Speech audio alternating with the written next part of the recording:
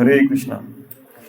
तो आशा करते हैं कि आपकी जो जर्नी है ना, यात्रा है ना, तो यात्रा आज प्रारंभ हो रही है, तो आप इस यात्रा में सफल हों और जिस उद्देश्य से आपने इस यात्रा के लिए किया है तो उस आपका उद्देश्य पूरा हो। वो जर्नी में क्या होता है, हम अपने गंतव्य तक पहुंचते हैं, लक्ष्य तक। तो हम आशा करेंगे कि अगले 7 सेशन के अंदर, 7 वीक में, 7 सेशन में हम अपने गोल तक, अपने लक्ष्य तक पहुंच पाएंगे। ठीक है।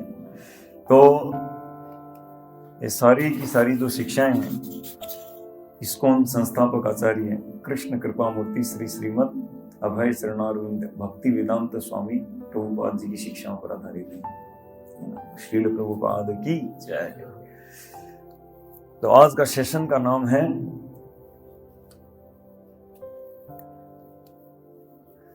सुख की खोज, है ना, सर्च फॉर हैप्पीनेस। तो हम अपने दैनिक जीवन में देखते हैं, है ना, सुबह से लेकर शाम तक, मंडे टू संडे तक इतने तरह के कार्य हैं, है ना। जैसे उदाहरण के लिए हम सुबह सुबह सर्दी में भी मन नहीं करता फिर भी जगते हैं। किस लिए? ऑफिस जाने के लिए। ऑफिस किस लिए जाते हैं? मतलब उससे लक्ष्य है सुख पाना, है ना, आनंद पाना, आनंद पाने के लिए, है ना। गर्मी में भी देखिए माताएं कुकिंग, मतलब गैस के आगे खड़े होकर कुकिंग करते हैं, किस लिए? आनंद पाने के लिए, है ना। और न इच्छा होते हुए भी, है ना, भले हो न हो, हम 8 घंटे बैठकर, चाहे अपना जॉब हो, बिजनेस हो, कम से कम 8-10 घंटा बैठकर वर्क करते हैं। किस लिए? है ना, सुख पाने के लिए। जितने भी हमारे कार्यकलाप हैं सुख पाने के लिए पूरा, है ना, सर्च करते हैं, सुख की तलाश करते हैं। जितने भी हमारे कार्यकलाप होते हैं, जितने भी हमारी एक्टिविटीज होती हैं, है ना। कुछ लोग बाइक पर चल के जाते हैं, सर्दी में भी, गर्मी में भी, बारिश में भी। हम देखते हैं फ्लाईओवर के नीचे खड़े हो जाते हैं जब बारिश आती है, तो कुछ लोग, है ना, लेकिन जा रहे हैं, कब इंतजार कर रहे हैं कब रुकेगा तब जाएंगे। गर्मी में, सर्दी में, जैसे भी ग्लव्स पहन के, जैसा भी करके। किस लिए? आनंद पाने के लिए, सुख पाने के लिए, है ना।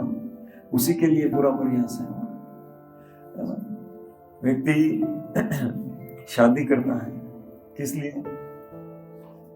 आनंद पाने के लिए। इस तरह से, है ना। कुछ लोग अपना बहुत मेहनत करके सेल्फी लेकर और फेसबुक या व्हाट्सएप पर अपना प्रोफाइल फोटो लगाते हैं। किस लिए? कुछ सुख मिलेगा इससे, है ना, कुछ प्रशंसा, आनंद मिलेगा कुछ। तो पूरे के पूरे हमारे जो कार्यकलाप होते हैं सारे, है ना, सुबह से लेके शाम तक, मंडे से लेके संडे तक, किसके लिए होते हैं? सुख आनंद पाने के लिए। 1 तारीख से 31 तारीख तक, जन्म से लेके मृत्यु तक, सारे कार्य सुख आनंद पाने के लिए।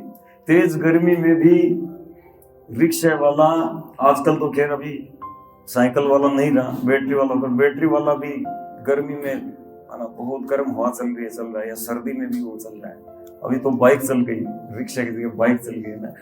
ओला बाइक पे टैक्सी के रूप में काम लेते हैं, है ना। सर्दी गर्मी दिन रात 24 घंटे देखते हैं। हमारे यहाँ गेस्ट हाउस है तो ड्रॉप करने आते हैं प्राय रात को 12 बजे, 2 बजे। किस लिए? आनंद पाने के। कुछ लोग सुबह सुबह 4 बजे जगकर न्यूज़पेपर उठाकर घर बांटते हैं।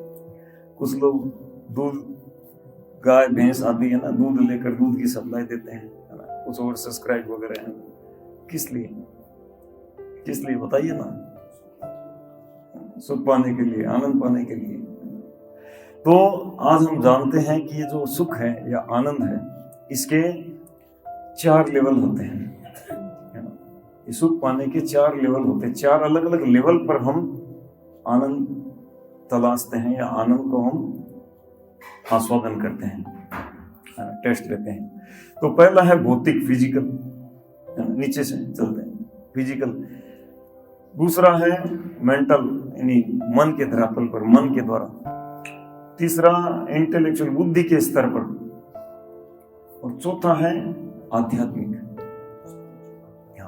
स्पिरिचुअल। ठीक है, अब हम इनको थोड़ा डिटेल में जानने का प्रयास करते हैं, है ना। भौतिक आनंद क्या है? खाना पीना, मगन रहना, है ना, है ना, खाना पीना, मौज मस्ती आदि, ये भौतिक आनंद है। इनके द्वारा हम भौतिक स्तर पर हम आनंद प्राप्त करते हैं।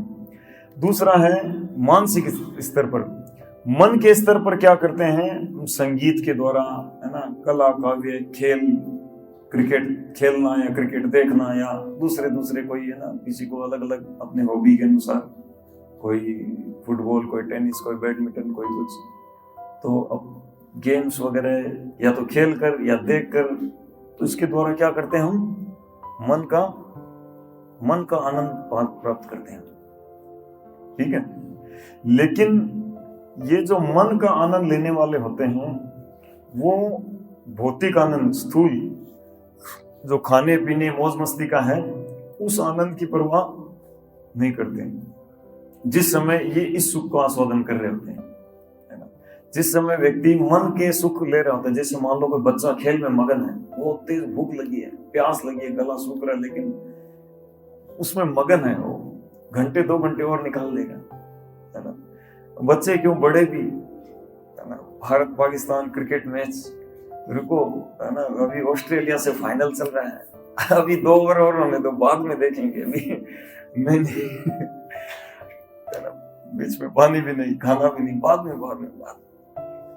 तो जो ऊपर वाला, यानी मन का जो सुख है, ये भौतिक सुख से, मतलब उस स्थूल सुख से ऊपर है।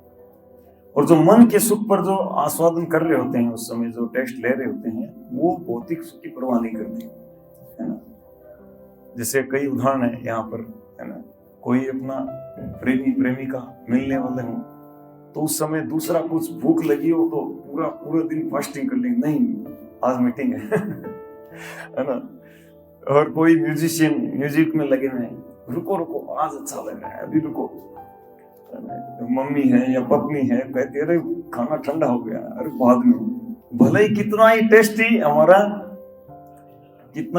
हो, मतलब हमारा जो पसंद की रेसिपी बनी हो मोस्ट, लेकिन फिर भी परवाह नहीं करते। ठीक है, तो इससे ऊपर है बुद्धि का। तो बुद्धि के धरातल पर आस्वादन करना, मतलब जैसे कुछ बुद्धि वाले गेम खेलना, या डिबेट करना, या कुछ प्रॉब्लम सॉल्व करना, कुछ मीटिंग में कुछ गहरा डिस्कशन होना, है ना, या जैसे कुछ लेजर सॉल्व करना, है ना, हिसाब किताब लगा रहे हैं, मिला नहीं अभी लेजर, क्रेडिट डेबिट बराबर नहीं हुआ, तो 1-2 घंटा लगे, रुको ये क्रेडिट डेबिट बराबर होने दे। तो जब बुद्धि के धरातल पर व्यक्ति आस्वादन कर रहे होते हैं, उस समय मन वाले का भी परवाह नहीं करते। उस समय व्यक्ति को कहे कि चलो खेलना, बोले नहीं, अभी रुको, कुछ इंपॉर्टेंट डिस्कशन चल रहा है, कुछ निर्णय निकालना है कुछ, या मान लो तो चेस खेल रहा है, उसको दूसरा जो खेल भले ही पसंद हो, वो उसको नहीं आएगा। तो यानी बुद्धि का जो धरातल पर अगर आस्वादन कर रहे हैं सुख का, वो नीचे वाले का परवाह नहीं करते, मन के नहीं करते, न ही स्थूल, न तो खाना पीना, न खेलना कूदना, उससे सही है। उसके ऊपर है आध्यात्मिक, आध्यात्मिक स्पिरिचुअल। तो आध्यात्मिक सुख में क्या होता है? कोई योग आदि ऐसा आसन, कुछ शास्त्र अध्ययन, है ना, कुछ पढ़ना, कुछ ध्यान करना आदि, ऐसे यज्ञ दान तपस्या अनुष्ठान आदि ये सब में लगा हुआ है, प्रार्थना में लगा हुआ है, कुछ स्तुति में लगा हुआ है, भगवान के ध्यान करने में लगा हुआ है कुछ। तो उस समय क्या होगा, व्यक्ति जब इसमें जब टेस्ट ले रहा होगा, है ना, तब बाकी तीनों की परवाह नहीं करेगा। सही है, रियलाइजेशन है थोड़ा बहुत सबका, कि जिस समय हाँ आज दर्शन करके बड़ा मजा आ रहा है, सामने गोविंद देव जी है, इधर हम हैं, ये सामने गिरिधारी दाऊ जी इधर हम, और अब दूसरा कोई आनंद नहीं मिलना। तो एक से ऊपर वाला हायर है, और हायर में जो आनंद ले रहा होता है वो लोअर की परवाह नहीं करता। हेलो, ठीक है ना। तो अब एक बात आती है कि ज्यादातर संसार में देखा जाए तो जो फिजिकल जो टेस्ट है या फिजिकल जो आनंद है, उसी में ज्यादातर लोग मग्न रहते हैं ना, खाना पीना मौज मस्ती आदि उसमें। सही बात है। और उसके लिए हम क्या करते हैं, उसके लिए क्या चाहिए होता है हमको? पैसा। Yes, money money money money, brighter then sunshine and sweeter than Honey. Sunshine से भी बढ़िया लगता है और शहद से भी मीठा लगता है कि यार हनी मिल रहा है, मनी मिल रहा है, तो हनी को छोड़ो। बाप बड़ा ना भैया, सबसे बड़ा रुपया, वो उसके पीछे। तो उसके लिए, स्थूल सुख के लिए हमको पैसा है, उसी के लिए हम पूरा प्रयास करते हैं। ठीक है। अब हमको जब ये पैसा हम कमाने के लिए प्रयास करते हैं, तो फिर उस पैसे के द्वारा हम किस प्रकार से उसका यूटिलाइज करते हैं। जब हम धन मिल जाता है मान लो, तब हम उनसे क्या करते हैं?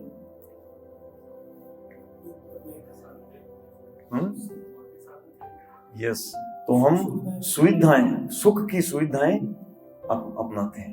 ठीक है ना। जब हमारे पास धन कमाने के लिए प्रयास करते हैं, धन कमा के जब धन मिला तो उससे सुख के साधन खरीदते हैं जिनसे हमको सुख मिले, है ना। तो इसका मतलब धन के द्वारा हम सुख का आस्वादन, सुख के स्वादन का आस्वादन हम है, मतलब सुख के साधन को हम अपनाते हैं। ठीक है। अब उसके लिए हम देखते हैं कि ये सुख के अर्थ क्या है पूरे संसार में, है ना। पूरा संसार में यही है सब। ठीक है। सभी इसी दौड़ में हैं, कैसे भी करके पहला टारगेट कुछ धन मिल जाए, इतना जुड़ जाए 2-4 पीढ़ी खत्म ना हो, और उससे फिर हम सुख के साधन अपनाते हैं। तो मतलब सुख का अर्थ क्या है संसार में, कोई बताएंगे? हैप्पीनेस मीन्स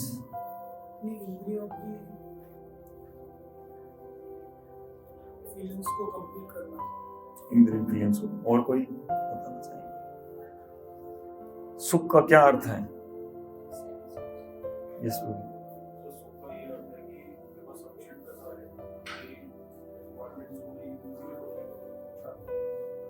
हाँ, मतलब फिर क्या है? वो तो पैसा तो है मान लो, अभी क्या आगे, अब इससे क्या आकर सेटिस्फेक्शन, क्या सेटिस्फेक्शन? और आगे कोई क्लियर करेंगे?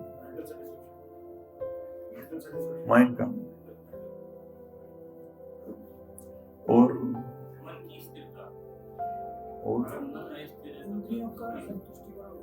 इंद्रियों को संतुष्टि करना। और कोई बताना चाहेंगे?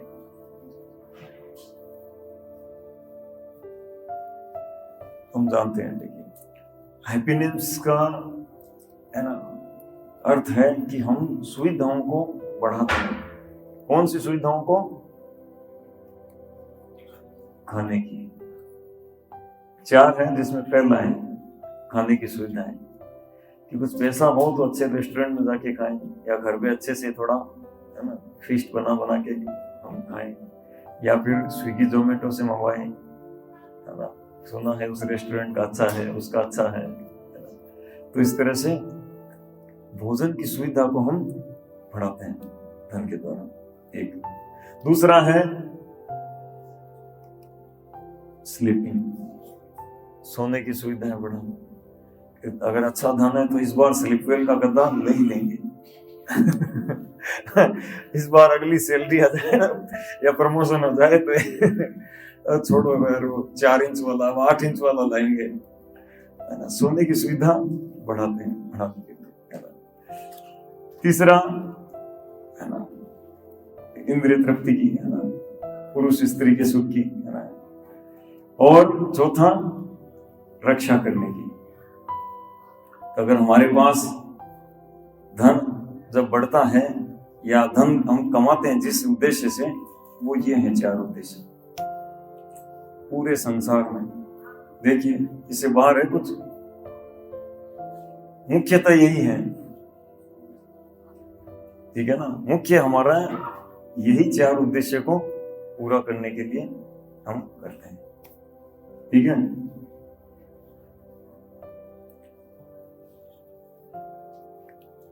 लेकिन इन 4 कार्यों में पशु हमसे ज्यादा आगे हैं। तो पशु पक्षी आदि हैं, वो इन 4 कार्यों में हमसे ज्यादा आगे हैं, है ना? देखेंगे, है ना, वो लोग भी मित्रतावत व्यवहार करते हैं। कई बार पूछते हैं कि ठीक है, लेकिन पशुओं का तो उनका मतलब क्या है, हमारी तरह जैसा वो आनंद थोड़ी ले सकते हैं। तो वो लोग भी बहुत मित्रतावत व्यवहार करते हैं। और स्लाइड फोटो नहीं है,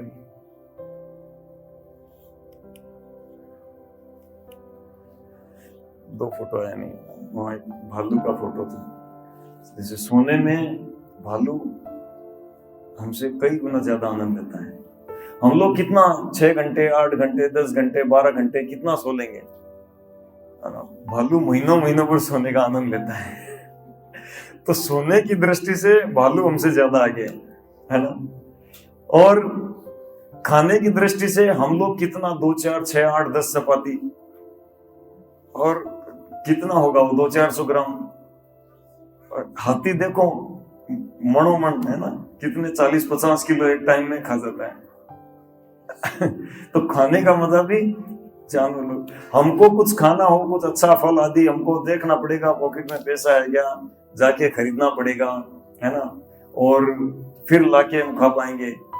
पक्षियों को कुछ फल खाना हो तो सीधा जाएंगे जहां से भी हो, नो कोई परमिशन की आवश्यकता है ना कुछ, और सीधा चोंच मारेंगे और आस्वादन करेंगे, है ना। तो खाने पीने के मामले में पशु पक्षी हमसे ज्यादा आगे हैं, हमसे ज्यादा उनको खाने का आनंद लेते हैं वो लोग, है ना। हम जितना नहीं ले पाते उससे ज्यादा वो लोग लेते हैं। और स्त्री पुरुष के संग का आस्वादन, तो इसमें भी पशु ज्यादा आगे हैं, है ना। कबूतर को देखिए, बंदर को देखिए, है ना, और कितने भी जंगल के पक्षियों में से, जंगली जानवरों में से, शहर के, है ना, या कीड़े मकोड़े, किसी को देखो, उसमें भी वो लोग आगे हैं। और रक्षा करने में, अपना डिफेंड करने में, रक्षा करने के अंदर भी पशु पक्षी हमसे ज्यादा आगे हैं। अभी हम लोग रोड पर जा रहे हैं, कोई तेज कोई ट्रक आ गया या कोई हमको मारने के लिए आ गया तेज गाड़ी लेकर, तो हम अपना बचाव नहीं कर पाएंगे, मरना ही पड़ेगा। लेकिन पक्षी हुआ फर से उड़ जाएगा। हमारे पास कोई मारने के लिए आया, हमको कुछ ऐसा आया, तो हम रक्षा करने के लिए या तो कुछ पुलिस को फोन करेंगे, या फिर अपने गन रखते हैं तो ये निकालना पड़ेगा किसी को। भारत में तो कोई रखता ही नहीं है। लेकिन शेर को देखो, शेर के हाथ पैर सब हथियार एनी टाइम लेस होते हैं, तुरंत अपनी रक्षा कर लेंगे। तो रक्षा करने में भी पशु ही हमसे आगे होते हैं, है ना। तो है चारों कार्यों में पशु पक्षी हमसे आगे होते हैं, ठीक है। आगे देखते हैं, ठीक है ना। तो ये पशु भी खाने का आनंद लेते हैं, पशु सोने का आनंद लेते हैं, और पशु भी बच्चे पैदा करने का, है ना, हमसे ज्यादा। हम 2-4 में ही हैरान हो जाते हैं। और वो कितने अनगिनत पैदा कर देते हैं। और रक्षा करने में भी वो लोग आगे हैं। तो फिर अब प्रश्न उठता है कि अंतर क्या है पशु पक्षियों में और हमारे में, अंतर क्या है?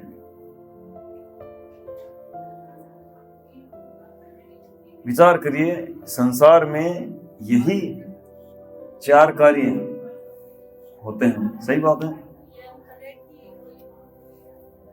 पशु भक्ति नहीं कर सकते, अपन भक्ति कर सकते हैं। यस, और बताइए।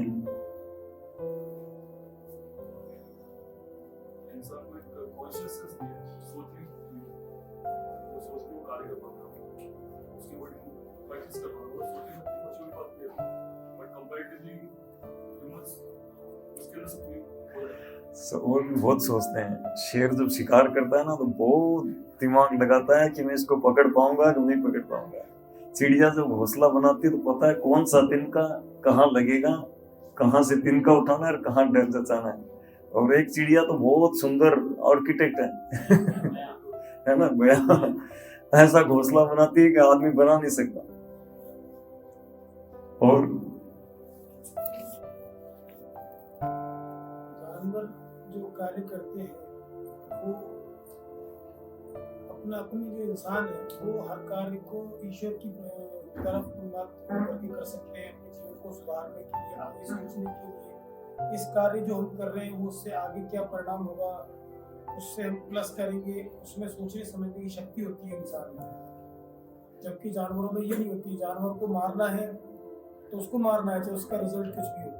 हमको मारना है तो मारने से पहले हम सोचते हैं कि हम किसको मार रहे हैं, क्यों मार रहे हैं। नहीं, सोचने की शक्ति तो उनमें भी होती है। नहीं, उसके सोचने की शक्ति के, हमारे सोचने की शक्ति के आगे उसमें अर्थ होता है। उसको हम अच्छे और मतलब उसके भी अर्थ होता है। वीक मारूंगा तो मेरा ब्रेकफास्ट लंच मिलेगा। को सोचने की जो शक्ति होती है कि ये जो हम कर रहे हैं इसका अच्छा परिणाम भी होगा या बुरा परिणाम भी होगा। नहीं, और हम जान उसके द्वारा हम अपने जीवन को आगे ईश्वर भक्ति की तरफ लेके जा सकते हैं। ये अलग बात है, लेकिन सोच जानवर जो एक्सपीरियंस है वो ट्रांसमिट नहीं कर सकता नई जनरेशन के लिए, लेकिन मनुष्य जो सोचता है, जो एक्सपीरियंस करता है, तो अपनी अगली पीढ़ी के लिए ट्रांसमिट कर सकता है। एक्सपीरियंस, जो जो सीखा। हाँ, और जानवर नहीं करते हैं, बताओ, नहीं करते हैं? करते हैं। जानवर सिखाते हैं ना बच्चों को कैसे शिकार करना है, कैसे घोंसला बनाना है ना, कैसे दाना चुगना है, कैसे मतलब सब कुछ वो देख कर सीखते हैं। जैसे हमारे बच्चे हमको देख कर सीखते हैं, उनके बच्चे उनको देख कर सीखते हैं कि मम्मी ने हिरण को कैसे मारा, शेर का बच्चा मैं भी वैसे ही मारूंगा है ना, सिखाते हैं। एक्सपीरियंस वो भी ट्रांसफर करते हैं। इंटेलिजेंस तो मतलब जानवरों में इंटेलिजेंस नहीं है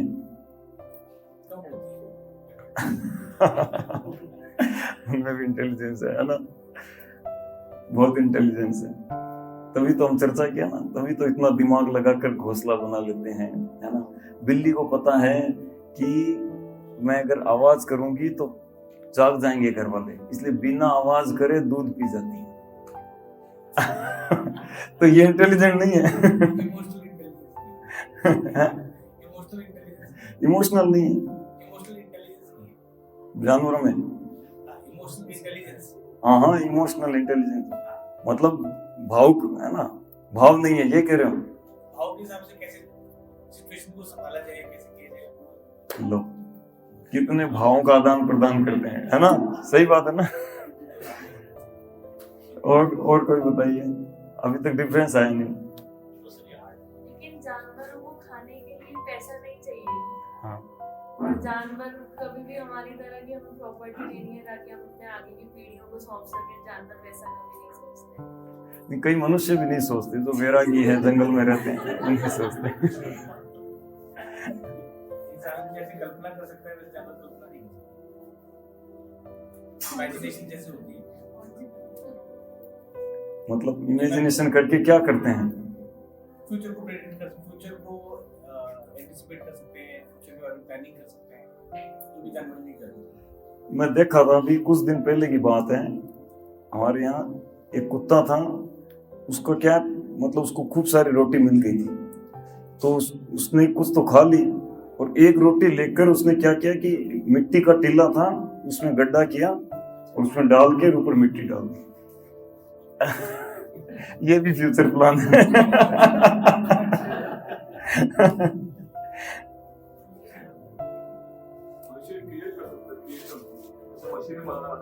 हाँ, इजी कर देनी है पर क्रिएट कर सकता है, लेकिन पक्षी मतलब क्रिएट जिस तरीके से एक मनुष्य क्रिएट कर रहा है, एक एआई जो जैसे चल रहा है, वो कोई मशीन वॉशिंग मशीन ही हो गई, वो कपड़े पे धो रही है, हमारा ह्यूमन का इन्वॉल्वमेंट खत्म हो गया, बनाया किसने, मनुष्य ने बनाया, वो इंसान ने बनाया। वैसे ही एक पशु है वो इस तरीके से चीजें नहीं कर सकता। वो हम प्रकृति का पूरी तरह फॉलो ना करके पहले खुद समस्याएं खड़ी करते हैं, फिर उनका हल खोजने के लिए कुछ और करते हैं। अभी पहले मशीन बना के खुद फ्री होते हैं, फिर खुद को एंगेज करने के लिए जिम जाते हैं है ना। तो और नट और बोल्ट को कोई भी खा नहीं सकता, मनुष्य खुद में नहीं खा सकता, दूसरा तो क्या खाएगा, है ना। तो हम क्या करते हैं, मशीनरी नट्स बोल्ट बनाते हैं। तो नट्स एंड बोल्ट्स और कोई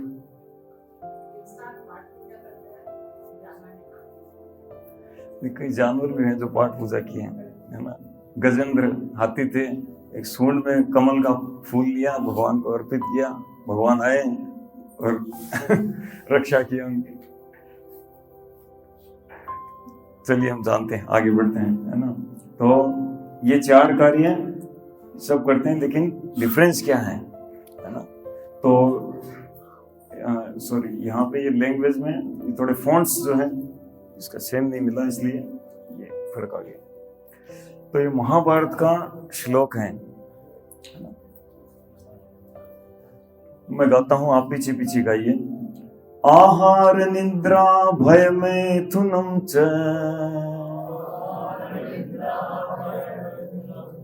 सामान्यमेता पशुभिः नराणाम्।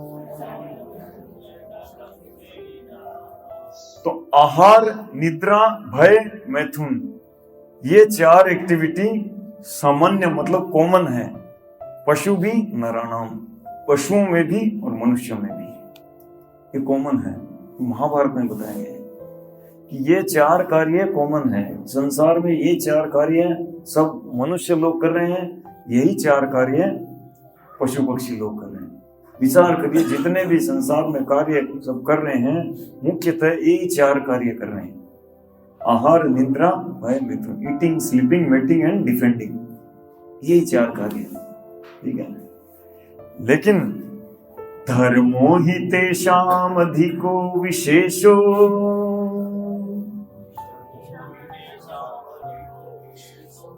धर्मेण हि न पशुभिः समाना।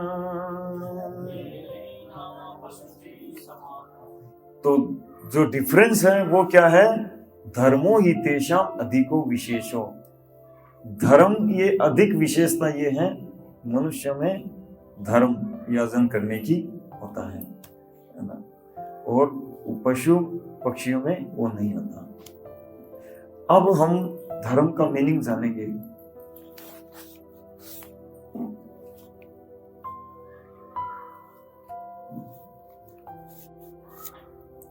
धर्म का अर्थ होता है जिज्ञासा करना।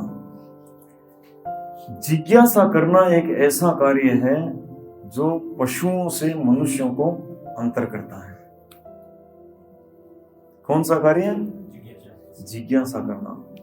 वेदांत सूत्र में श्री व्यासदेव पूरा वेदांत सूत्र रचना कर, वेदों की रचना करने के बाद में वेदों का सार दिया वेदांत सूत्र में, और उस वेदांत सूत्र का प्रारंभ में ही वो बताते हैं, अथातो ब्रह्म जिज्ञासा।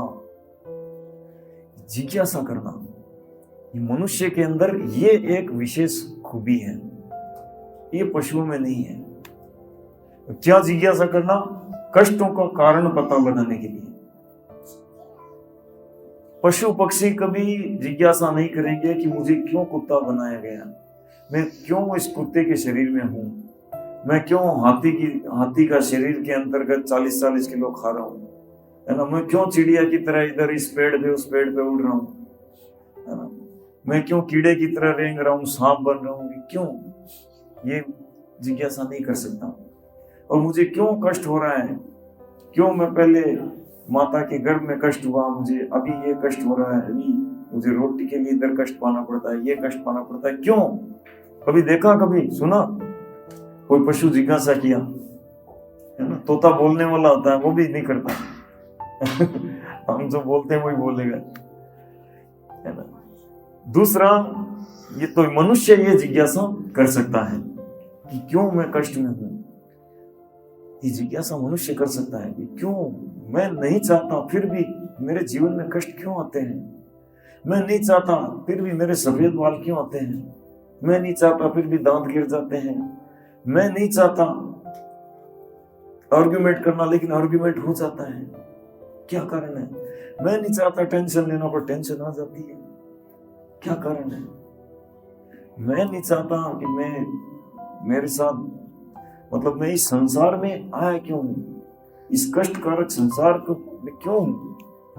ये जिज्ञासा मनुष्य कर सकता है कि क्यों इस दुनिया में दूसरे लोग भी, मैं भी, वो भी क्यों कष्ट में हैं, क्यों तकलीफ में। सब मैं देख रहा हूं, केवल मैं नहीं हूं, और भी हैं, तो क्या कारण। तो ये जिज्ञासा मनुष्य कर सकता है, ठीक है।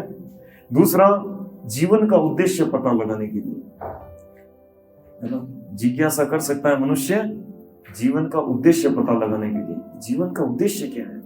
पशु पक्षियों से ये उम्मीद नहीं की जाती कि वो कभी सोचे कि हमारे जीवन का उद्देश्य क्या है, क्या करना है।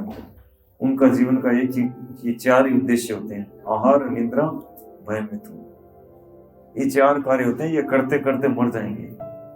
पर मनुष्य जो है उनसे अलग है, क्योंकि मनुष्य पता लगा सकता है, ये जिज्ञासा कर सकता है कि जीवन का उद्देश्य क्या है। अभी बाजार, समाज में, मार्केट में या सोसाइटी में किसी को भी पूछो जीवन का उद्देश्य क्या है, तो जवाब अलग अलग आएगा। आप लोग बताना चाहेंगे प्रभु जी? यस, जीवन का उद्देश्य क्या होना चाहिए आपके हिसाब से? जीवन का उद्देश्य कुछ है, अपने आप की उन्नति, मानसिक तौर पर, सामाजिक तौर पर और आध्यात्मिक तौर पर, वही उद्देश्य।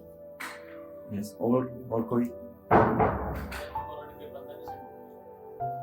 और कोई? थोड़ी प्रॉपर्टी वाले थोड़ा स्टॉक में अच्छे इन्वेस्टमेंट हो, अच्छा कर जाए, बाहर घूमने के लिए जाए। यस, और इधर जीवन का उद्देश्य क्या है। अरे कोई ट्रेन में बैठा है, उसके हाथ में टिकट भी है, और उससे पूछा जाए कौन से स्टेशन पे उतरोगे, और वो कहे पता नहीं, तो क्या कहोगे? पता नहीं, पागल हो, ट्रेन में बैठे क्यों? तो जीवन भी एक जर्नी है, और बैठे हैं, चल रहे हैं, है ना। कोई आधे पहुंच गया, कोई 25%, कोई 45, कोई 75%, लेकिन उद्देश्य क्या है, कहाँ उतरना, हमारा स्टेशन कहाँ है, पता है। यस, तो जीवन का उद्देश्य पता लगा सकते हैं मनुष्य। और तीसरा, जिज्ञासा के द्वारा हम शाश्वत सुख प्राप्त करने के लिए जिज्ञासा कर सकते हैं कि ये हमको इस संसार में देखते हैं, हम प्रयास कर करके जो हैप्पीनेस जैसे तैसे करके प्राप्त करते हैं, तो पहली बात तो ये हैप्पीनेस जो प्राप्त करते हैं उसमें पूरा तरह से नहीं है, मजा नहीं है पूरा। दूसरा, वो परमानेंट नहीं है, रहता नहीं है, और पता है पहले से ही दिखता है कि रहने वाला नहीं है, या तो वो हमको छोड़ जाएगा या हम उसको छोड़ जाएंगे, सच बात है। तो शाश्वत रूप से कोई ऐसे स्थान या कोई ऐसा कोई उद्देश्य कोई प्राप्त हो सकता है, कोई ऐसा कोई स्थान हो, ऐसी कोई गति मिल जाए कि जहां पे केवल सुख ही सुख हो, दुख कोई हो ही नहीं। ये जिज्ञासा मनुष्य कर सकता है, और ये जिज्ञासा जायज है, ये जिज्ञासा करना भी चाहिए, और ऐसा स्थान है भी है। वही उसी स्थान की यात्रा, ये जर्नी ऑफ सेल्फ डिस्कवरी, हम 7 दिन में वही यात्रा को पूरा करेंगे कि कोई ऐसा स्थान, ऐसी जगह, ऐसा गंतव्य, ऐसी गति जहां पहुंचकर हमेशा के लिए हम आनंद में रहें, कभी जीवन में दुख कष्ट का सामना करना ही न पड़े। ठीक है, तो ये जिज्ञासा कर सकता है। तो हम बाकी जो दो है, जीवन का उद्देश्य और शाश्वत सुख, इनकी डिटेलिंग में चर्चा करेंगे आगे के सेशन में। पहले हम कष्टों का कारण पता लगाने के लिए जो जिज्ञासा है, प्रॉब्लम्स के बारे में चर्चा करते हैं, ठीक है ना। तो प्रश्न उठता है, what is the problem? Problem है क्या? कोई बता सकते हैं? समस्या किसको कहते हैं? जब हम डॉक्टर के पास जाते हैं, कई तरह की बीमारियां, साहब ये तकलीफ है, वो तकलीफ है, यहाँ दर्द हो रहा है, ये हो रहा है, वो हो रहा है, तो सबसे पहले डॉक्टर क्या करते हैं?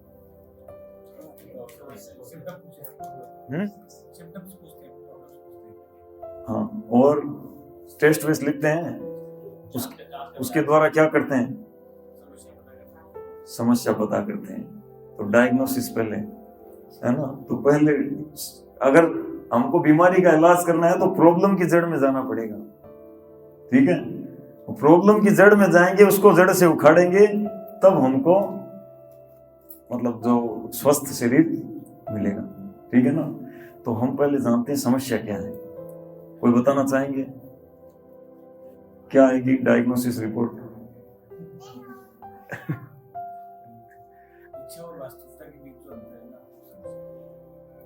इच्छा और वास्तविकता में। और कोई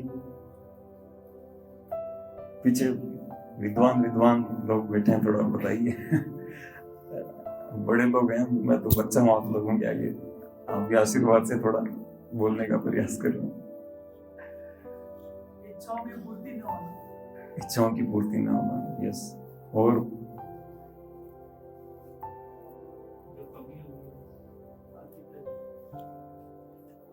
कोई भी ऐसा कार्य जो हमें हमारी सुविधाओं के हिसाब से, चाहे वो शारीरिक हो, चाहे मानसिक हो, चाहे आर्थिक हो, किसी भी समस्या जो हमें उसके हिसाब से परफेक्ट रिजल्ट नहीं दे रहा है, तो वो एक समस्या का कारण बनता है। और इधर से आता हूँ,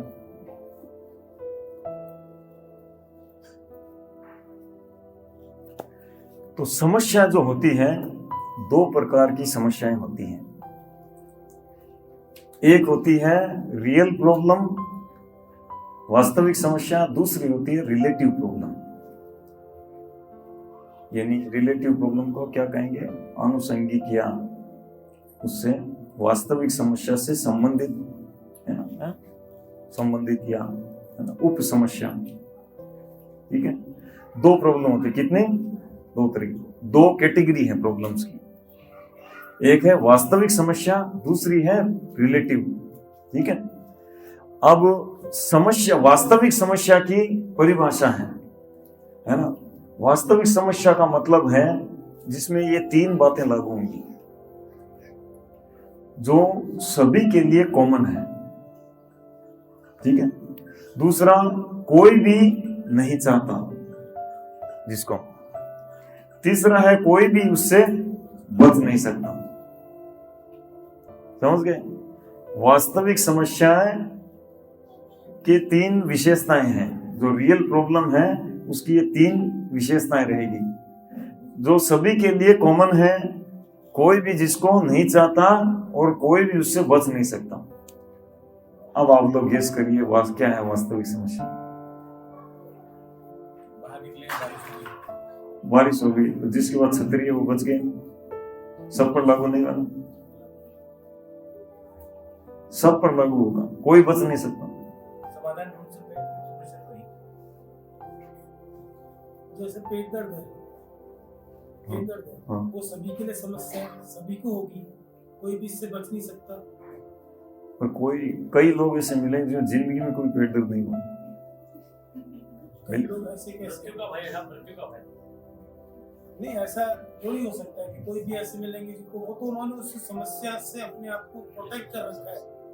बाकी मानव शरीर है तो उसमें कहीं ना कहीं तो पेट दर्द, सर दर्द, बुखार, जुकाम, ये तो होंगे बीमारी, यस, क्योंकि बीमारी। हाँ, वही बीमारी, पेट दर्द मतलब पर्टिकुलर कोई बीमारी समस्या नहीं है, बीमारी समस्या है। कोई भी बीमार होने से बच नहीं सकता। किसी को यहाँ होती है, किसी को यहाँ होती है, किसी को यहाँ हाँ, होती तो क्योंकि ह्यूमन बॉडी हो तो उसमें कोई ना कोई तो है। हाँ, प्रॉब्लम होगी। यस, ये है एक। कोई भी इसको नहीं चाहता और कोई भी, सभी के लिए ये कॉमन है, और कोई भी इससे बच नहीं सकता। तो इस कैटेगरी में ये कातिल बीमारी, और 3 और हैं। बुढ़ापा, हाँ प्राकृतिक आपदा जैसे, तो प्राकृतिक आपदा हो जाए तीनों बातें। नहीं, प्राकृतिक आपदा जहाँ है वहीं लोग प्रभावित होंगे, सब लोग नहीं होंगे। बुढ़ापा दूसरा, कोई नहीं चाहता बुढ़ापा, और सब पर लागू होता है, कोई बच नहीं सकता। तीसरा मृत्यु। मृत्यु, यस, कोई नहीं चाहता, सब पर लागू होती है, कोई बच नहीं सकता। एक ग्रीड भी हो सकता है, ग्रीड सब में नहीं होता है। सब में होता है। अगर वो सब में ग्रीड नहीं होता तो फिर भगवान ही होगा, फिर वो नहीं, ग्रीड, पहली बात तो ग्रीड समस्या नहीं, ग्रीड की व्यक्ति करता है और उसकी पूर्ति नहीं होती है ना, लालच करता है, पूर्ति नहीं होती है, तो उसमें दुख मिलता है ना। लेकिन कुछ लोग ऐसे मिलेंगे जिनको जन्म से मृत्यु तक बहुत साधन मिलते जाते हैं, बड़े बड़े धनी मानी कुल में जन्म लेते हैं, तो कोई कमी नहीं है ना। जितना ग्रीड करो उतना पूरा हो जाएगा। जितना जिसके पास पैसा होता है उसके पास उतनी से ज्यादा भीड़ होती है। और हो सकता है मेरी भीड़ का वो जैसे लखपति की भीड़ ज्यादा हो, जितना जैसे जैसे ऊपर किसी आदमी को 100 रुपए बचाने के लिए परिश्रम करना पड़ेगा। 100 वाला बोलता है 1000 चाहिए, 1000 वाला चाहिए 10,000 चाहिए, 10,000 वाला को अगर लाख और लाख वाला बोला तो 10 करोड़ चाहिए, क्योंकि कभी पूरी नहीं होगी। लेकिन बहुत से ऐसे लोग मिलेंगे जो बहुत ही जीवन में संतुष्ट रहते हैं, उनको कोई ग्रेड नहीं है, बहुत से मिलेंगे, है ना, सच बात है। हो सकता है हमारे बीच में भी कई हों जो जीवन भर अपना संतुष्टि से बिताते हैं, होते हैं ऐसे बहुत से। कई तो ऐसे होते हैं जिनके पास में सब कुछ होता है, उसके बाद भी उनको मोह नहीं होता है। हाँ, जो भी है, अभी हमारा चर्चा का विषय है प्रॉब्लम्स, है ना, तो 3 आ गई ना, तो हम चर्चा, चौथा है ये जन्म की। कुछ फोटो नहीं है, कुछ फोटो आ नहीं रही इसमें, जन्म की समस्या, है ना, ठीक है। तो जन्म की समस्या कोई भी नहीं चाहता,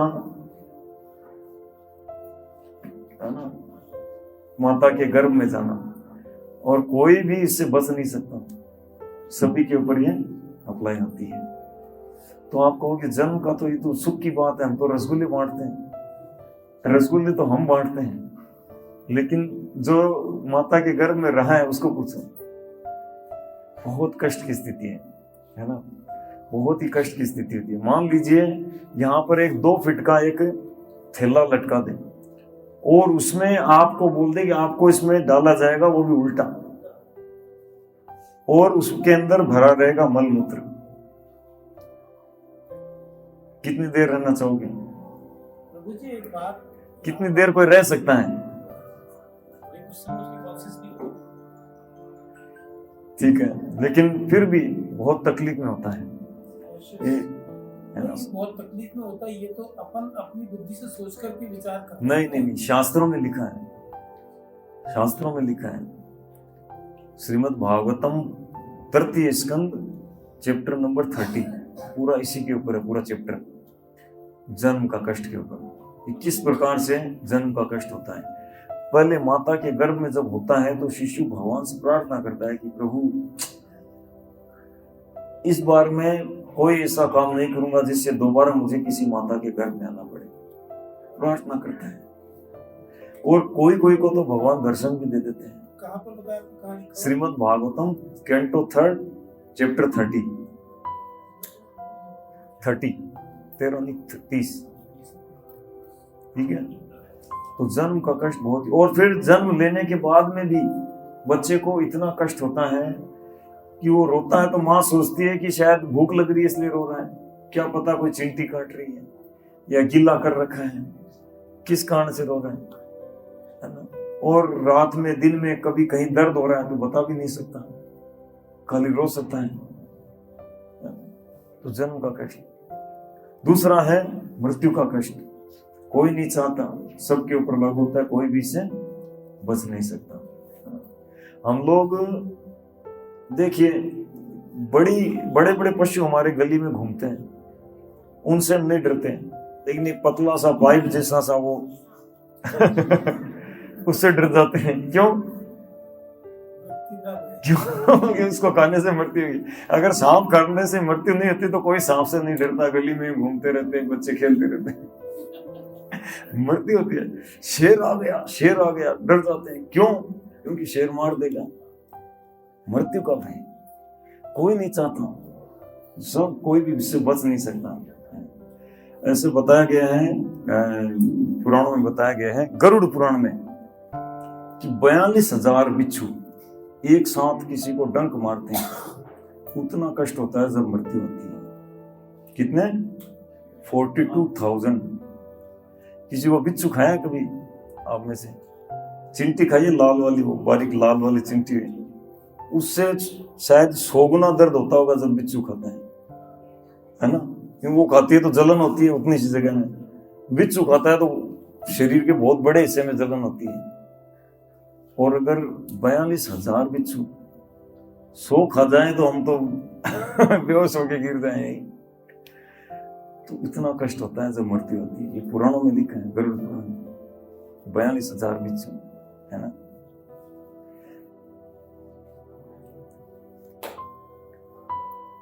तीसरा बीमारी जो प्रभु जी ने बताया, है ना, कोई नहीं चाहता, कोई भी इससे बच नहीं सकता और सभी के लिए एप्लीकेबल होती है। ठीक है, भले ही कोई डॉक्टर हो या उसका खुद का हॉस्पिटल हो, बीमार होने से नहीं बच सकता। एक बार हम बच्चे को दिखाने के लिए गए थे एक डॉक्टर के पास, तो हम उनके घर में घुसे, वो बाहर निकल रहे थे, तो क्या हुआ, मैं डॉक्टर के पास जा रहा हूँ। डॉक्टर भी डॉक्टर के पास जाते हैं, फर्स्ट टाइम देखा मैंने। बोले मेरी तबीयत खराब है, मैं डॉक्टर के पास जा रहा हूँ। तो डॉक्टर भी बीमारी से बच नहीं सकते। एक बार एक वीडियो वायरल हुआ था, एक डॉक्टर प्रेस्क्रिप्शन लिखते लिखते अचानक कॉन्शियसलेस हुआ, गिर गया, इमीडिएट डेथ। तो डॉक्टर भी जो है बीमारियों से, मृत्यु से बच नहीं सकते हैं, है ना? तो कोई नहीं चाहता। और आजकल तो कितनी तरह की बीमारियां हैं संसार में, इतना दिन प्रतिदिन बढ़ती जा रही है, डायबिटीज की, ये वो, और अब तो अकेलापन की बीमारी बढ़ती जा रही है संसार में। चौथा है वृद्धावस्था, बुढ़ापा। कोई नहीं चाहता, कोई चाहता है, सभी के ऊपर लागू होता है, कोई बच नहीं सकता। तो बुढ़ापे का कष्ट, बुढ़ापे का कष्ट बड़ा, जो बूढ़ा होता है उन्हीं को पता है। बूढ़े व्यक्ति से कोई बात करने नहीं जाता। जवान लोग भाग रहते हैं इधर उधर, टाइम नहीं है, वो चाहते हैं मेरी कोई बात सुने, किसको सुनाए, किसी के पास टाइम नहीं, उनके पास बैठ कर सुने। तो ये अपने आप में बहुत बड़ा कष्ट है उनके लिए, है ना? और कई लोग तो बूढ़ों के साथ दुर्व्यवहार कर देते हैं। और अनिल प्रभु के पिताजी अपने जीवन भर की कमाई से एक आश्रम खोल रखे हैं, वृद्ध आश्रम, जिनको घर वाले निकाल देते हैं ऐसे बुजुर्गों को, तो उनको वहां पर शेल्टर देते हैं। कितने हैं अभी प्रभु जी? 400 बुजुर्ग लोग उनके आश्रम में रहे हैं। तो पिताजी खुद और उसको सोसाइटी बनाकर उसको मेंटेन करते हैं। 400 वहां पर, और बढ़ जाए, बिल्डिंग में जगह नहीं है शायद, और आ जाए तो तैयार बैठे हैं, क्योंकि बहुत से हैं। बूढ़े व्यक्ति कोई नहीं चाहता। दिल्ली में एक बार ऐसे घटना हुई, तो एक अपनी बूढ़ी माँ को कचरे के उस वहां पे फेंक के आगे बोरे में डालकर, तो बूढ़ा बहुत कष्ट है ना? श्रीपाद शंकराचार्य एक श्लोक में कहते हैं, अंगम गलितम पलितम मुंडम, बुढ़ापे में अंग गल जाते हैं, छाले होने लग जाते हैं, और पलितम मुंडम, बाल उड़ जाते हैं, दर्शन विहीनम जातम तुंडम, आंखों से दिखना बंद हो जाता है, मोतिया बंद हो जाता है, चश्मा बदल कर भी दिखता नहीं है, और तुंडम मतलब दांत जो है टूट जाते हैं। वृद्ध्यो याति गृहीत्वा दंडम, दंड लेकर चलना पड़ता है, डंडा लेकर, स्टिक लेकर, ऐसा कमर झुक जाती है। तदपि न मुच्यते आशा पिंडम, फिर भी आशाएं बनी रहती है कि कुछ सुख मिलेगा, इस संसार में कुछ तो सुख है। तो ये 4 प्रकार की समस्याएं, तो ये है वास्तविक समस्याएं, ठीक है ना, समझ गए? ये वास्तविक समस्या है, जन्म मृत्यु बुढ़ापा बीमारी, ठीक है ना। भगवान श्री कृष्ण गीता में 2 जगह समस्याओं की चर्चा करते हैं। एक जगह कहते हैं कि समस्याओं को सहन करो और दूसरी जगह कहते हैं कि सहन मत करो। तो एक जगह जहां दूसरे अध्याय के 14 नंबर श्लोक में कहते हैं कि समस्याओं को सहन करो, तो वो वास्तविक समस्या नहीं है, जिसका हम आगे चर्चा करेंगे। दूसरी तरफ 13वां अध्याय के 9 नंबर श्लोक में कहते हैं सहन करो, तो क्या है? जन्म मृत्यु जरा, सहन मत करो, सॉरी, जन्म मृत्यु जरा व्याधि दुख दोष अनुदर्शन। अर्जुन, ये जन्म मृत्यु जरा व्याधि, इसको देखो। अर्जुन के माध्यम से हमको कह रहे हैं भगवान कि इसको देखो, देखो तुम्हारे कितनी बड़ी समस्याएं हैं, जन्म मृत्यु बुढ़ापा बीमारी, क्यों आंखें बंद कर रखी है? देखो इसको, देख कर भी पूरी दुनिया को रोज हम जला के आ रहे हैं, फिर भी विचार नहीं कर रहे कि मेरे को भी एक दिन जाके जलना पड़ेगा। क्यों नहीं सोच रहे? रोज देखते हैं इधर उधर, मतलब दुनिया में कितने बुजुर्ग लोग सड़ रहे हैं, फिर भी नहीं सोच रहे कि मैं भी एक दिन सड़ूंगा। तो सोचो, इसका उपाय करो। भगवान कह रहे हैं इसको सहन मत करो, भगवान कह रहे हैं। तो ये है वास्तविक समस्याएं। और इसके अलावा 3 है, वो मतलब वास्तविक नहीं, इससे रिलेटिव प्रॉब्लम्स हैं, वो 3 है, उस 3 के अंदर सारी आ जाएगी, ठीक है। तो पहला है आध्यात्मिक क्लेश, आध्यात्मिक या फिर आध्यात्मिक, यानी हमारे अंदर से ही जो क्लेश उत्पन्न होते हैं, है ना, मुख्यतः हमारे मन से। मन सताता है हमको, दूसरे के पास ज्यादा है, मेरे पास कम है, ओहो मेरे पास भी बड़ा घर होता, मेरा 200 गज का, उसका 300 गज का है, कम रह गया, हमारा 2 BHK उनका 3 BHK, है ना। एक बार एक व्यक्ति 12 लाख रुपए की कार खरीद के लाए, पूरा परिवार खूब कार, पड़ोसी 20 लाख की कार ले आए। अब खुशियां आधी से कम हो गई। अरे यार ये क्या, हम भी कहा था थोड़ा ज्यादा फाइनेंस करा लेते, ये लाते, देखो ये वाली लानी थी, ये क्या फीचर है, ये है वो है ना। उसकी साड़ी मेरी साड़ी से सफेद क्यों? एक बार एक घर था, अपार्टमेंट, जिसमें नीचे सर्वेंट रूम था और ऊपर चढ़ के और उनका घर था वो। तो डॉक्टर आया था, उस समय क्या हुआ कि वो घर की मालकिन भी बीमार पड़ी थी और जो घर की जो सर्वेंट थी वो भी बीमार हो गई थी। तो डॉक्टर तो आया, बोला दोनों को देख लो, आए हो तो देख लिया, दोनों को बुखार हो रहा है, नापा, तो बोला कि मालकिन ने पूछा कि आज कितना है बुखार? बोला 103 डिग्री। ओहो, उसका कितना है? उसका 105 है। उसका ज्यादा क्यों?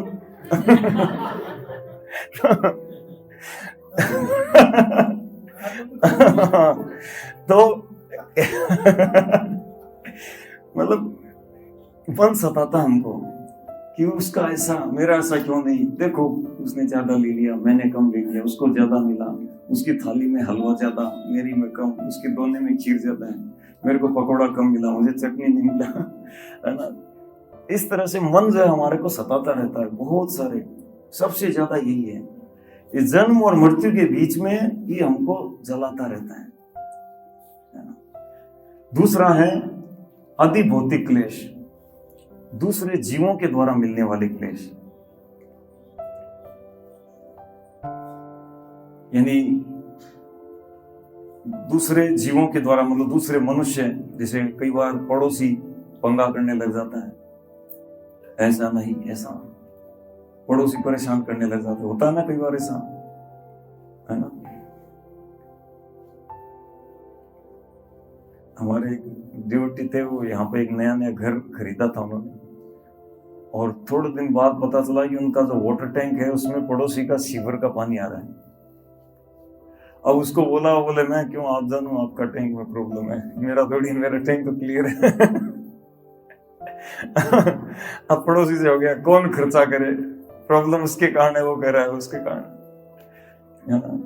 कई बार जैसे चित्र में दिखाए हैं ना, आतंकवादी आते हैं, गुंडे वगैरह हमला करके परेशान कर देते हैं, मार देते हैं, या दूसरे जीव मच्छर काटते हैं। अभी थोड़े दिनों में गर्मी आएगी है ना, सर्दी का कष्ट कम होगा, तो बोले हाँ इतने में मच्छर शुरू। तो दूसरे जीवों के द्वारा मिलने वाला क्लेश है ना। घर में किचन में बहुत सारे कॉकरोच हो जाते हैं, या एक चूहा घुस गया नाक में दम कर देता है, पकड़ने आता नहीं है, पिंजरे में हम समझो चूहा नहीं जाएगा। आजकल चूहे भी एक्सपर्ट हो गए, इंटेलिजेंट हो गए हैं। एक बार घर में चूहा दिख जाए, हाँ, या तो चूहा रहेगा या फिर हम रहेंगे। इस पे तो फिल्म बन गई, हॉलीवुड वालों ने पिक्चर बना दी थी, माउस हंट। तो पूरा फिल्म में शुरू से लेके अंत तक चूहा की परेशानी है ना। तो दूसरे जीवों के द्वारा मिलने वाले क्लेश। और तीसरा है आदि देवी क्लेश। आदि देवी क्लेश क्या है? जो देवी विधान से मिलने वाले क्लेश, जैसे भूकंप आ गया, तूफान आ गया, सुनामी आ गई है ना, बादल फट गए, कहीं बाढ़ आ गई, नदियों में बाढ़ आ जाती है। तो ऐसे देवी विधान से मिलने वाले, जिसमें किसी मनुष्यों का हाथ नहीं होता, देवी विधान से जो क्लेश मिलते हैं है ना, तो ये आदि देवी क्लेश। जैसे अभी बहुत सर्दी पड़ रही है, पिछले 20 दिनों से सब लोग स्वेटर कोट जैकेट पहनने के बावजूद भी ठिठुर रहे हैं है ना। सुबह सुबह तो मंदिर में 4:30 बजे मंगला आरती होती है, बाकी लोग आते हैं, बड़ा कांपते हैं सब। कुछ आसपास घरों से आते हैं, 10-15 लोग तो आसपास के घरों से आते हैं। कुछ लोग सर्दी के कारण कम कर दिया, बोला बहुत सर्दी। थोड़े दिनों बाद गर्मी आएगी तो बहुत चिलचिलाती है, तो बारिश आएगी तो बहुत बारिश, उससे परेशान। तो आदि देवी क्लेश, ये आदि देवी क्लेश है ना। तो भगवान श्री कृष्ण इनको कहते हैं त्रयताप। क्या कहते हैं? त्रयताप। त्रय मतलब 3, ताप मतलब जो जलाने वाला, ताप मतलब क्या बोलते हैं, ताप समझ गए ना, जैसे गर्मी, तो ये 3 जलाने वाले हैं। जन्म, मृत्यु, बुढ़ापा, बीमारी, ये वास्तविक समस्याएं तो है ही है, इसके बीच में हमको इन समस्याओं से भी गुजरना पड़ता है ना। अब देखिए इसका कुछ एग्जाम्पल चर्चा करते हैं। संसार में स्माइलिंग फेस है, लेकिन हृदय जो है वो अंदर से होता है कि क्या दूसरों को लगता है कि वो कितना अच्छी स्थिति में, और उसको पता है ना। तो ये कौन है, पहचानते हो? बिल गेट्स है ना। तो क्या कहते हैं, देखो ये कहते हैं कि I wish I wasn't there, काश में ये दुनिया का सबसे धनी नहीं होता, मैंने क्या इसमें पाया है ये धनी होकर, वर्ल्ड नंबर 1 होकर। ये देखिए ये राजकुमारी डायना प्रिंसेस ऑफ वेल्स है ना। देखा, बोले काश मैं अगले जन्म में किसी गरीब परिवार में जन्म लूं। तो राजकुमारी कह रही है कि मेरे को सुख नहीं मिला, और हम कह रहे हैं कि हम थोड़ा सा अगले 10 साल में स्टैंडर्ड ऊंचा कर लेंगे और सुखी हो जाएंगे। तो राजा, वर्ल्ड नंबर 1 जो रिच मैन है, वो लोग नहीं है। ये देखिए अमेरिका का राष्ट्रपति बना था कब, 80 से 88 में, रोनाल्ड रेगन। बाद में क्या हुआ, रेगन की घोषणा, I have recently been told that I am afflicted with Alzheimer's disease. इन एक बीमारी है जिसमें व्यक्ति अपनी याददाश्त भी खो देता है ना। And now being the journey of that will take me into sunset of my life, मेरे जीवन का अंत होने वाला है उस लाइन। और आगे कहते हैं कि देखो इस बीमारी के कारण उसको ये याद भी नहीं रहा कि वो एक अमेरिका का राष्ट्रपति बना था क्या कभी। तो बड़े बड़े एग्जाम्पल दिए जा रहे हैं। 1925 में एक सर्वे हुआ था, दुनिया के 8 सबसे धनी लोगों की लिस्ट बनी थी 1925। लेकिन 25 साल बाद उन लोगों का देखा तो वो 8 के 8 लोग, कोई पागल हो गया, 2-3 उसमें से, 1-2 जेल में थे, 1-2 कुछ मतलब सुसाइड कर लिया, ऐसा है ना। तो ये दुनिया का कितना भी मतलब धन हमको सुखी नहीं कर सकता। दुनिया की चीजें कितना भी हम स्टैंडर्ड बढ़ा लो, हमको सुख नहीं दे सकता। ये है श्रीमान माइकल जैक्सन, पॉप के राजा, है ना, दुनिया को हंसाते थे। इसने तो सर मृत्यु के ऊपर, मतलब बुढ़ापे के ऊपर कंट्रोल करने की बहुत कोशिश की, मृत्यु के ऊपर कंट्रोल करने की कोशिश की। 11 डॉक्टर एनी टाइम साथ में रहते थे। लेबोरेटरी में टेस्ट होने के बाद में ये ब्रेकफास्ट लंच लेते थे। इनका हर जो डाइट थी पहले लेबोरेटरी में टेस्ट होती थी। उसके अलावा एक और असिस्टेंट रहता था जो कि खाना पहले वो उसको टेस्ट करता था, फिर ये खाता था। बताओ, है ना। और प्लान किया था कि मैं इस तरह से 150 साल जीवित रहूंगा, माइकल जैक्सन का प्लान था। लेकिन 50 में आउट हो गए 50 रन बना पाए, है ना। 1.5 सेंचुरी का प्लान था, 50 रन में आउट हो गए। ये है स्माइलिंग फेस और क्राइंग हार्ट, है ना। और लास्ट में क्या कहा देखो माइकल जैक्सन का, lonely sad having to face popularity and all that, but I was used to always cry from loneliness.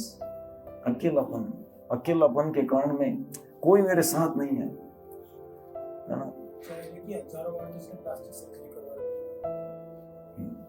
अकेलापन से इतना दुनिया में धन कमाया, इतना नाम कमाया, पर तो बता रहे हैं कि संसार में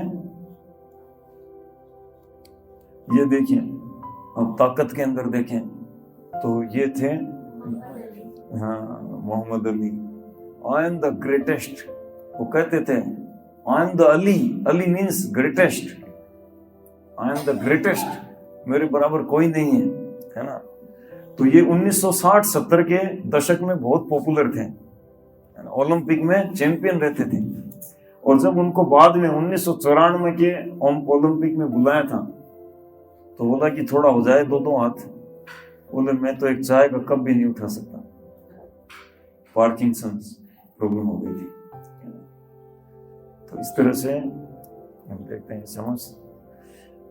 ये WHO की रिपोर्ट है, 2016 में भी यही थी, 18 में लगभग यही है। हर 40 सेकंड में एक व्यक्ति सुसाइड करता है दुनिया में, हर 40 सेकंड में। जब तक ये सेशन खत्म होगा तो 50-60 जा चुके हैं, है ना। और उसमें से बोले कि 2/3 रिच कंट्रीज के अंदर होता है, 2/3, 1/3 पुअर कंट्रीज, 2/3 इन रिच कंट्रीज। बताओ, अगर कोई भूखमरी के कारण, गरीबी के कारण आत्महत्या करे तो हम सोचें, लेकिन अमीरों के देश में 2/3, बताओ, है ना।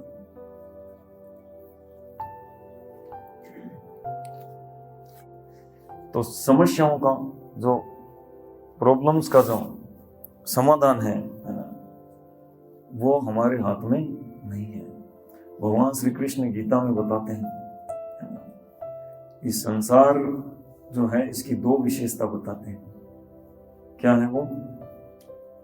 हमने पहले भी एक बार चर्चा किया था, आप थे इस समय। एक है दुखालयम। क्या है? दुखालयम। ये संसार जो है दुखालयम, इसके बाहर नेम प्लेट लगी हुई है, हम बिना पढ़े अंदर आ गए हम बिना पढ़े अंदर आ गए, बाहर नेम प्लेट लगी हुई है दुखालयम। जैसे अपने घर में हम नाम लिखते हैं, छोटा घर है नहीं, बड़ा घर कोई बनता है, भवन बनता है, तो उसमें ये मतलब ये ऑफिस है, ये बेडरूम है, ये रेस्ट रूम है, ये स्टाफ रूम है ना, ऐसे लिखते हैं ना। तो ये स्टोर रूम है। स्टोर रूम में जाकर कोई सोचे कि मेरे को कोई आरामदायक बिस्तर मिले, सो जाऊं, आराम करूं, थोड़ा थकावट मिटाऊं, मिलता है? स्टोर रूम में तो सामान मिलेगा। बाथरूम है, टॉयलेट है, वहां जाकर कोई सोचे कि यहाँ हमको कुछ बैठने की जगह मिले, कुछ ड्राइंग रूम जैसी, नहीं मिलेगा। तो जो नाम लिखा है वही होता है, सच बात है। तो इसी तरह ये संसार के ऊपर नाम लिखा हुआ है दुखालयम, ये दुखों का आलय है। और दूसरा अशाश्वतम, अगर कोई थोड़ा बहुत प्रयास करके और थोड़ी सी स्थिति को अगर सुख में बना लेता है तो उसके लिए कहा गया कि वो परमानेंट रहने वाली नहीं है, वो अशाश्वतम है। हम क्या करते हैं, दो दुखों के बीच का जो गैप होता है उसको हम इस संसार में सुख मानते हैं। इस संसार में जिसको हम सुख कहते हैं वो सुख क्या है, दो दुखों के एपिसोड के बीच की गैप होता है। इन पहले जब दुखी थे, आगे दुखी होंगे और बीच में थोड़ा कम हुए तो कहते हैं हाँ वो समय मेरा बहुत अच्छा बीता। क्या हुआ, उस समय कोई बीमारी नहीं थी मेरे को, उस समय ये नहीं था। लेकिन दूसरी तरह की बहुत सारी समस्याएं थी। दूसरा कोई कितना भी अच्छी स्थिति में स्थित है, वो अपना अगला आगे का तय नहीं कर सकता कि मेरा फ्यूचर में तय कर लूंगा कि मेरे को आगे जाके मैं अगला जन्म भी मेरा ऐसे ही कोई धनी मानी परिवार में हो जाए, जैसा ये जीवन बीता, कोई टेंशन न रहे और ऐसा रहे, कोई चूज नहीं कर सकता, है ना। तो इस प्रकार से यह है। और इस समस्याओं का निपटारा करने के लिए हम लोग क्या करते हैं, साइंटिस्ट, फिलोसोफर, नास्तिक लोग और है ना फ्रूटिव वर्कर, क्या बोलते हैं उसको, कर्म प्रधान लोग, है ना, उनके पास जाते हैं। ये 4 प्रकार के लोग हमको 4 प्रकार के उपाय बताते हैं, है ना। साइंटिस्ट कहते हैं कि देखो प्रॉब्लम को भूल जाओ, है ना, मनोरंजन करो, मन को रंजन में लगाओ, बस यही समस्या का निपटारा है। क्या हो सकता है, हमने थोड़ी देर पहले चर्चा करी थी, वास्तविक समस्याएं क्या है, भूल गए, बुढ़ापा बीमारी, जन्म मृत्यु बुढ़ापा बीमारी। तो साइंटिस्ट हमको टेक्नोलॉजी देते हैं, अच्छा है, जिसका हम बेनिफिट लेते हैं, हम कुछ उससे सुविधा कर लेते हैं। लेकिन हमारी जो वास्तविक समस्या है उसको कोई कम कर सकता है, घटा सकते हैं कि कोई ऐसा आविष्कार हुआ कि बूढ़ा न होना पड़े, ऐसा आविष्कार कोई हुआ कि ये व्यक्ति बीमार नहीं होगा, गारंटेड, ऐसी दवाई बन गई है ना। 3 डोज लेने के बाद भी कोविड हुआ है, हमने सुना है, हुआ ना। और फिलोसोफर्स, है ना, फिलोसोफर्स मतलब जैसे जो ज्योतिष वगैरह के पास हम जाते हैं, है ना, तो ज्योतिष वगैरह हमको बताते हैं कि आप ये देखो ये है, ऐसा है, ऐसा है, हाँ हाँ हाँ ऐसा हो रहा है, तो उपाय बताओ। तो जो उपाय बताते हैं कि पन्ना पहन लो, हीरा पहन लो, सोना पहन लो, चांदी पहन लो, 9 रत्नों में से 9 के 9 पहन लो। कई लोग पहनते भी हैं, उंगलियां 10 हैं, रत्न 15 पहन ले, अंगूठी 15 मिलेगी, लेकिन फिर भी जन्म मृत्यु जरा व्याधि कम होती है, नहीं होती है। एथिस्ट, नास्तिक लोग बोलते हैं कोई भगवान नहीं, कोई वेद नहीं, कुछ नहीं मानना, बस इस तरह से लोग, वो भी कई विकल्प बताते हैं, है ना, तो उनके द्वारा भी कोई समस्याओं हल नहीं हो सकता। और फ्रूटिव वर्कर्स भी, है ना, इनके देखो एग्जाम्पल सही है ना, कोई मनोरंजन करके समस्याओं को नहीं निपटा सकता, एंटरटेनमेंट करके, और हस्तरेखा, कुंडली आदि कुछ भी करके। नास्तिक लोगों का, है ना, इससे भी कोई भी हमारे जन्म मृत्यु के उसमें नहीं होता। और फ्रूटिव वर्कर्स, बस भूल जाओ गमों को, लग जाओ, दिन रात कर दो एक, है ना, वर्क इज वर्शिप, ये अचीवमेंट पाना है लाइफ में, लेकिन उससे वास्तविक समस्या नहीं घटती, घटती है नहीं घट सकती, है ना, फ्रूटिव वर्कर्स में, ठीक है। तो ऐसे कई लोग कहते हैं कि झाड़ा करो, ये जंत्र कराओ, ये तंत्र कराओ, ये करो, वो बाबा हैं, ये हैं, उनके पास जाओ, ये मिट जाएगा, प्रॉब्लम हो जाएगी दूर। वो एक ऐसा करते हैं, थोड़ा पानी डालते हैं, मुंह में डाल के थूकते हैं, पता नहीं कोई झाड़ा करते हैं, इससे ये सब मिट जाएगा, ये जेम स्टोन पहनने से क्या क्या उपाय करते हैं, बोला आपका ये समस्या दूर जाएगी, दुश्मन मारे जाएंगे, आप विजय होंगे, पर हमारी असली समस्याएं यूं के यूं बनी रह जाती है ना। तो अब प्रश्न उठता है कि ठीक है, असली समस्याएं चलो नहीं है, लेकिन फिर भी संसार में सुख तो है ही है, भले टेम्परेरी हो, सुख तो है ना, आस्वादन कर रहे हैं हम, सुख में रहते हैं, ठीक है ना। हाँ अभी नहीं, ये तो अलग बात है ये जो है तो अलग है, टेम्परेरी जो है उसको भी आस्वादन करते हैं, उसके लिए बताया गया है। देखिए ये तो उसका था पिछले चर्चा है। तो टेम्परेरी हैप्पीनेस मतलब जो ये सुख है ये भी खतरनाक है ना, ये पेनफुल है। Like the two side of coin, material pleasure bring material pain free of cost. जितना हम भौतिक सुख आस्वादन करते हैं उतना ही हमको भौतिक दुख भी मिलता है। आप देखो कुछ लोग खुशी की बहुत गवेषणा करते हैं कि हम लोग बहुत खुशी हैं, बहुत खुशी हैं, और बाद में वही लोग दुखी मिलते हैं, है ना। और जब व्यक्ति सोचता है कि संसार में और कुछ नहीं, नशे में तो सुख है ही है, क्या नशा में सुख है, जो लेता है वही जान सकता है। तो ये एडिक्शन है ना, ये एडिक्शन, इस एडिक्शन में सुखी नहीं हो सकता। मतलब दुख को भूलना सुख नहीं है नहीं है ना। और अगर कोई बाद में फंसने वाला हो, है ना, और अभी सोचे एक बार का आनंद ले ले, बाद में तो फंसेंगे, जो देखा जाएगा, तो ये भी बहुत रिस्की है। तो टेम्परेरी जो सुख है ये रिस्की है, ये एडिक्टिव है, ये पेनफुल है। और जैसे पतंगा है, वो सोचता है एक बार मैं बस इस लाइट के अंदर चला जाऊं, ये जो चमक रहा है इसके अंदर चला जाऊं, आग जल रही उसके अंदर, बस मैं सुखी हो जाऊंगा। तो ये बहुत रिस्की है। उसी तरह हम संसार में दुखों को भुलाने के लिए दूसरे से कार्य कर बैठते हैं, जो और बड़े दुख खड़े कर देते हैं।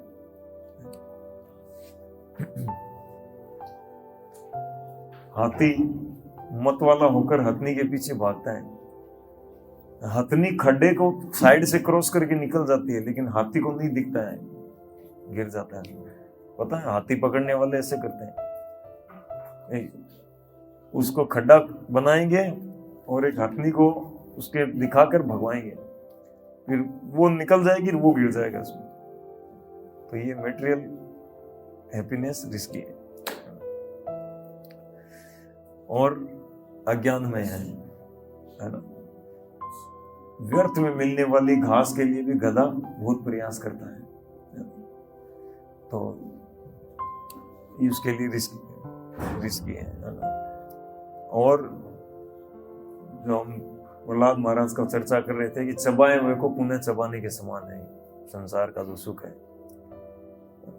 पुनः पुनः चर्वित चर्वणा नाम, देखते हैं उसमें आनंद लेने का प्रयास करके, नहीं मिल रहा, लेकिन फिर भी बाद में बार बार वही, है ना। जैसे कोई च्युइंगम को चबाई हुई च्युइंगम को चबाने के जैसा, और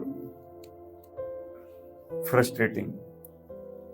तो इसीलिए हमको असली समस्याओं को भूलकर, है ना, और संसार में अज्ञान में नहीं रहना चाहिए। भगवान श्री कृष्ण यही बताते हैं कि आप लोग क्यों नहीं देख रहे। अरे मैं 700 श्लोकों का ये टेक्स्ट मैसेज दिया हूँ, 5000 साल हो गए, अभी तक क्यों नहीं पढ़ रहे आप लोग? दुनिया भर के टेक्स्ट पढ़ते हो रात रात जाग के, एक मेरा नहीं पढ़ रहे। अरे पढ़ो तो सही, देखो क्या है तो बताएं उसमें, है ना। भगवान ही बताते हैं।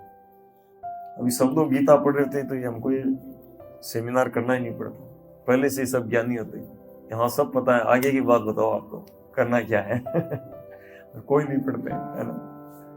और अनसेटिस्फैक्टरी, संसार में जो सुख है ये मृग मृचिका के जैसा है। उसमें लगता है कि वहां पर पानी है, पर पानी होता नहीं। इसी तरह से लगता है कि बस अगला कदम, बस ये साल 24 निकल जाए, 25 निकल जाए, 2026, बस उसमें सेटिस्फाइड हो जाऊं, सेटल हो जाऊंगा। बस अब मेरा लाइफ जो है ये 3-4 साल 5 साल, फिर मेरी लाइफ सेटल होती है। किसी की देखा किसी को सेटल होते हुए? कोई सेटल नहीं होता, सब भाग रहे होते हैं। बोले क्या हुआ, कुछ तो है, कुछ चाहिए जो मिला नहीं। और जिसको दुनिया का नंबर 1 धनी हो वो भी भाग रहे हैं, बोले क्या चाहिए, कुछ नहीं मिला जो चाहिए। है ना? तो इस तरह से इसको बोलते हैं पेरिस फ्लू, है ना? ये जो संसार का जो सुख है पेरिस फ्लू है, पेनफुल है, एडिक्टिव है, रिस्की है, इल्यूजरी है। क्या स्टेल मीन्स फ्रस्ट्रेटिंग है, और लविंग ऑफ डिस्कम्फर्ट्स और अनसेटिस्फैक्टरी। तो हमको happiness means to be always free from problem. वास्तविक सुख तभी मिलेगा जब समस्याओं से फ्री होंगे। जब जन्म की समस्या, मृत्यु की समस्या, बुढ़ापे की समस्या, बीमारी की समस्या नहीं रहेगी।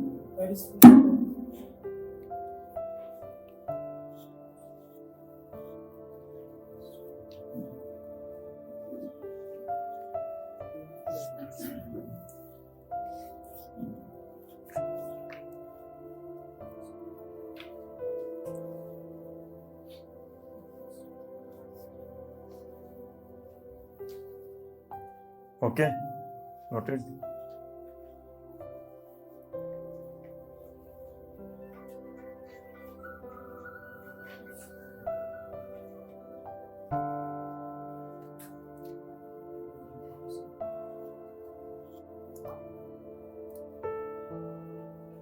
ठीक है, नोट कर लिया? ओके। तो happiness means to be always free from problem. तो प्रॉब्लम्स खड़ी है ना? समस्या अगर अपनी जगह पे खड़ी है तो हम कितने भी दूसरे उपाय करें, उपाय नहीं होगा। ठीक है ना? तो इसीलिए वास्तविक उपाय किसमें है? समस्याओं के जड़ में जाकर उसको मिटाने में। ठीक है?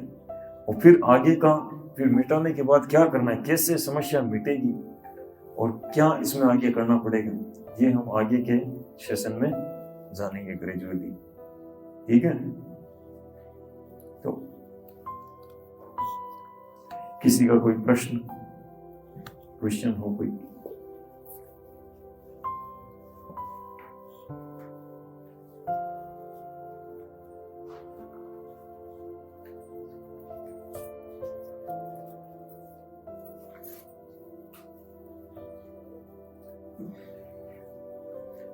तो आज के सेशन में हमने क्या सीखा?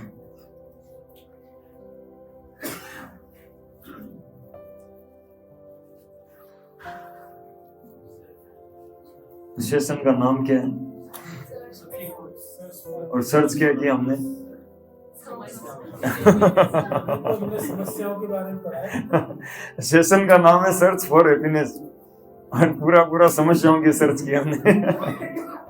क्योंकि पहले डायग्नोसिस है ना, तो पूरा एकदम क्या वो सीबीसी सब आ जाए। सीबीसी तो नेक्स्ट स्टेज है, पहले प्रॉब्लम तो सामने है, बीमारी है क्या? हाँ, अभी बीमारी के ऊपर नहीं आ गया, सारा डायग्नोसिस हो गया, एमआरआई हो गई ना।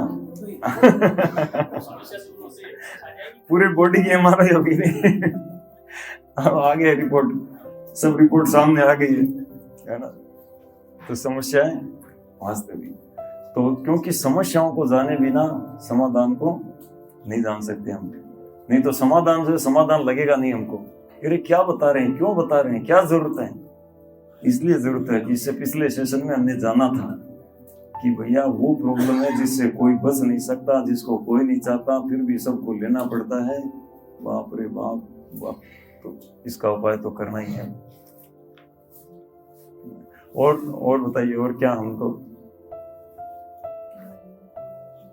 हाँ, क्या लेसन मिलता है हमको?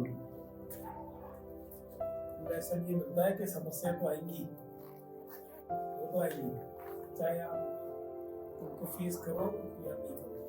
बुढ़ापा तो आएगा, चाहे आप यस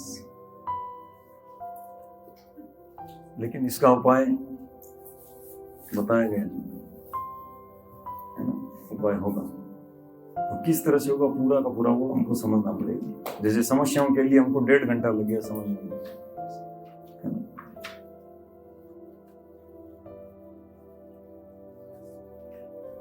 ओके, तो यहाँ पे रखते हैं। तो अगले सेशन में आप लोग मिस मत करिएगा, बहुत ही इम्पोर्टेंट है, क्योंकि अभी तो शुरुआत हुई है, अब आगे आगे बहुत ही इम्पोर्टेंट मैसेज है।